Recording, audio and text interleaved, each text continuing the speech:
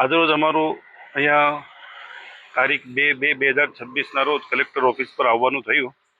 તેમાં અમે રજૂઆત કરી કે જે એસઆઈઆરની કામગીરી જે ચાલી રહી છે તેની અંદર ખોટી રીતથી અથવા બદ ઇરાદાથી જે પણ રીતથી કોઈ કે અરજીઓ કરેલી હોય એસઆઈઆરના 7 નંબર ફોર્મમાં, તો તેના વિરુદ્ધમાં અમે અહીંયા આવેદનપત્ર આપવા માટે દાહોદ કલેક્ટર ઓફિસ પર આવ્યા હતા.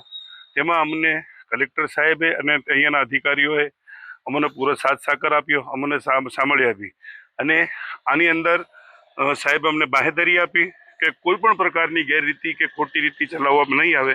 તે બદલ અમે સાહેબનો અને બધાનો ખૂબ આભાર વ્યક્ત કરીએ છીએ અને આગળ અમે આમ અવામની સામે આ વાત મૂકવા માંગીએ છીએ. જો કોઈ પણ રીતની ગેરરીતિ થયેલી હશે, જે તે બીએલઓ અથવા જેના દ્વારા કોઈ પણ પ્રકારના ખોટા ફોર્મ ભરેલા હશે તો અમે કાયદેસર લીગલ એક્શન એમના ઉપર લઈશું.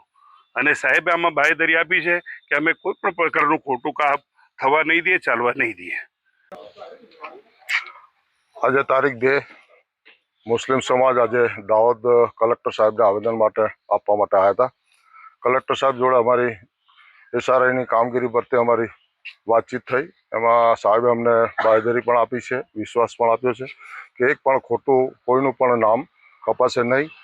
જે કંઈ સાચું હશે એ સાચું જ રહેશે અને જે ખોટું હશે ખોટું જ રહેશે. અને બધાના જેના પણ 7 નંબર ફોર્મ ભરાયેલા છે એ બધાના તમામના નામ પાછા મતદાર યાદીમાં ઉમેરાઈ જશે. અને જે કંઈક કાયદેસર કોઈક મૃત્યુ થયું હશે યા કોઈક બહાર રહેતું હશે એ બહાર નીકળી જશે એવી અમને ખાતરી આપી છે.